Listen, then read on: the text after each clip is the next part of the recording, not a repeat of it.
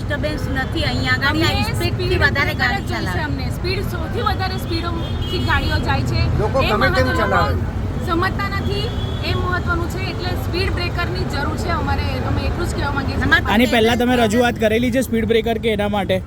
કરી છે આ સોસાયટી વાળાએ કરી હશે પણ અમે પણ મંદબુદ્ધિના બાળકોની મંદબુદ્ધિના બાળકો અહીંયા નજીકમાં સ્કૂલ છે પ્લસ મંદિરો છે શિવાલય છે જિનાલય છે દેરાસર છે હવેલી છે સ્વામિનારાયણ મંદિર છે બધા મંદિરોમાં જવાવાળા જે બધા સિનિયર સિટીઝન વધારે ચાલે છે અહીંયા ગાડી બહુ તકલીફ પડે છે રસ્તો ક્રોસ કરવાની પણ બહુ તકલીફ પડે છે એટલે આ જો હોય કે સ્પીડ ઓછી હોય તો એ લોકોને પણ વાંધો ના આવે બીજું અમે કંઈ માંગતા નથી 4 તારીખે પણ સેમ અહીંયા ગાડી પલટી ગઈ હતી અને 10 દિવસ બાદ એક્ઝેક્ટ એક્સિડન્ટ થયો છે અહીંયા નાના તો તમે આખો દિવસ